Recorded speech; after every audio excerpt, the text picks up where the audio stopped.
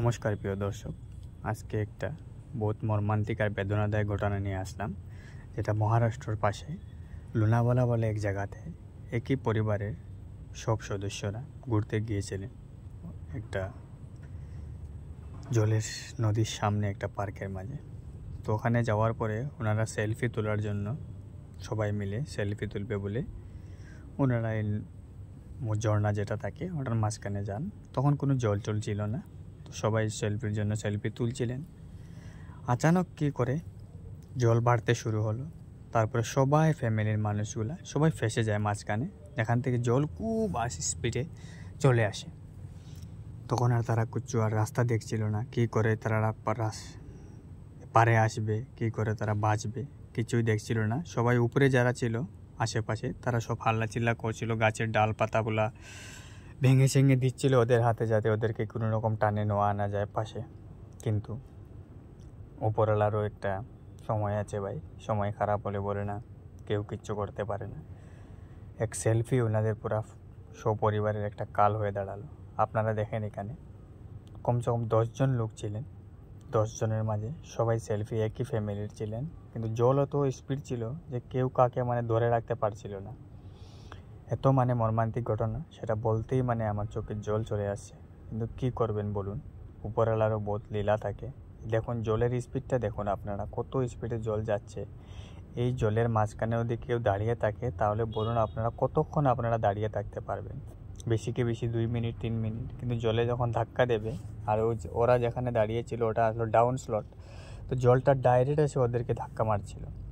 তারপরেও কিন্তু ওরা অনেকক্ষণ কিন্তু জীবন নিয়ে বহুত লড়াই করছিলেন। পাশে থাকা মানুষরাও বহুত চেষ্টা করছিলেন যে ওদেরকে কি বাঁচানো যাবে কি না। কিন্তু কি বলবো আর, ওদের বহুত পরিচেষ্টার পরেও দেখুন বাচ্চা, দেখুন দুটা কোলে, একটা কোলে বাচ্চা, একটা দেখুন ছোটো বাচ্চা দাঁড়িয়ে আছে। আরও দেখুন বেশিরভাগ মেয়েলোক মানুষই ছিলেন, ছেলে মাত্র 3 জনই ছিলেন। দেখুন কীভাবে দাঁড়িয়ে আছেন ওরা, দেখার পরে চোখে জল আসে যায় বা এইরকম পরিস্থিতি যাতে উপরওয়ালা কাউকে সম্মুখীন করে না বাবা। এটা দেখার পরে মনে একদম বেদনাদায়কভাবে ভাই, দেখুন কীভাবে জলটা স্পিডটা বাড়ছে। আপনারা মন দিয়ে দেখুন জলের স্পিডটা একবার দেখুন। এইরকম স্পিডে যদি জল যায় তাহলে কতক্ষণ আপনারা দাঁড়িয়ে থাকতে পারবেন বলুন?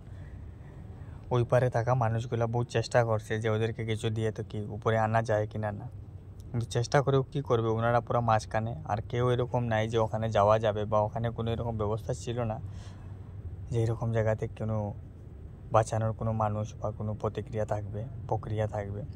তো কী করবে দেখুন, সবাই ও ধরে বসে আছেন, একজন একজনকে ধরে শক্তি করে বসে আছেন যাতে ও জলে ওনাদেরকে ঠেলে নিয়ে না যেতে পারে। আপনারা দেখছেন ভিডিওতে, দেখুন কীভাবে ওনারা, জলটা যত টাইম যাচ্ছে অত টাইমে স্পিডটা আরও বেশি বাড়ছে। কিন্তু কি করবেন দেখুন, কতক্ষণ আপনি দাঁড়িয়ে থাকতে পারবেন?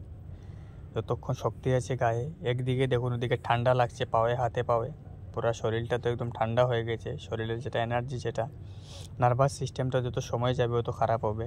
ও ঠান্ডা লেগে তো আপনার এনার্জি শেষ। এই দেখুন একজন মহিলা কীভাবে পড়ে গেলেন দেখুন, এই দেখুন এর সঙ্গে দেখুন 2 জন 3 জনকে নিয়ে চলে গেল। এমনই করে ওনাদের পরিবারের 5 জন মানুষ জলে ভেসে যান। এটা বহুতই একটা মর্মান্তিক, একটা বেদনাদায়ক ঘটনা। তারপরে দেখুন 2টো বাচ্চা, একজন মহিলা নিজের কোলে রাখা বাচ্চাটাকে নিয়ে চলে যান। এরকম করে 3 জন এখন চলে গেলেন। এরকম করতে করতে আপনার 5 জন চলে যান। তারপরে দেখুন উপরে থাকা বাকিগুলো কিন্তু ধরে বসে আছেন। তাই বলছি ভাই, উপরওয়ালা যাদের যেটা হয়েছে ওদের যেন আত্মা শান্তি দেয়, এটাই কামনা।